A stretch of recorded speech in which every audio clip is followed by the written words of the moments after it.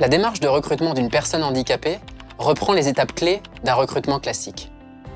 Néanmoins, parce qu'elle peut avoir des contraintes particulières en raison de son handicap ou des parcours professionnels atypiques, vous devrez ajuster vos pratiques. Voici nos conseils pour un recrutement réussi. Recruter un salarié handicapé ne peut se résumer à accomplir une bonne action. Il est indispensable que vous ayez en tête de recruter avant tout un salarié ayant les compétences et la motivation nécessaires pour occuper le poste. La première question à vous poser n'est pas « à quel poste vais-je recruter une personne handicapée ?», mais bien de quelles compétences mon entreprise a besoin à ce poste. Oubliez vos idées toutes faites, du type « on ne peut pas confier de responsabilité à une personne handicapée psychique ». En effet, les types de handicap sont nombreux et leurs conséquences sur l'emploi très diverses. Dans la plupart des cas, le handicap peut être compensé grâce à des solutions techniques simples, comme l'installation d'un siège assis debout pour une personne ne pouvant rester debout trop longtemps, ou des solutions organisationnelles, comme l'aménagement d'horaires. Plus que pour n'importe quel recrutement, il est important d'analyser le poste que vous proposez et de bien identifier les différentes tâches et leurs conditions d'exercice. Vous pourrez ainsi détailler, avec le médecin du travail, les contraintes du poste en termes de temps, durée, rythme, mais également d'exigences physiques, port de charge, station debout ou environnementale, bureau ouvert, travail au téléphone.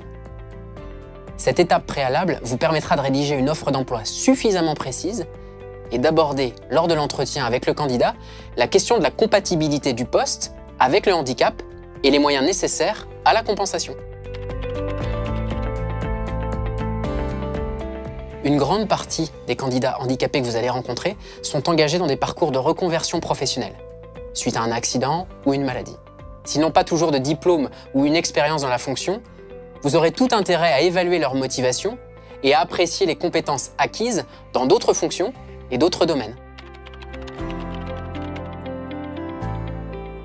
Pour accroître les possibilités de rencontrer le candidat qui correspond à vos critères, en plus de déposer votre offre sur les sites emploi spécialisés comme celui de la GFIP, vous pouvez vous adresser à Pôle emploi ou à Cap emploi, mais également aux entreprises de travail temporaire, aux missions handicap des universités et grandes écoles, aux organismes de formation, aux centres de rééducation professionnelle ou aux réseaux associatifs, comme l'APF, l'UNAPI ou l'ADAPT. Un événement comme la Semaine européenne pour l'emploi des personnes handicapées, organisé chaque année au mois de novembre, est l'occasion de nouer des contacts utiles pour vos prochains recrutements. C'est le jour J, vous allez recevoir en entretien des candidats dont certains seront en situation de handicap.